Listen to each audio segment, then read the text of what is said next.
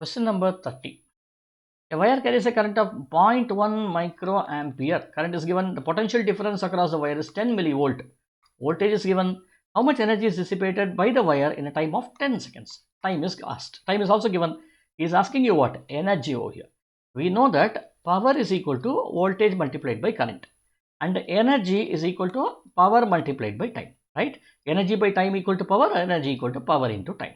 So if I substitute these values, I get this as VIT. Okay, now what is V? We'll substitute all of them.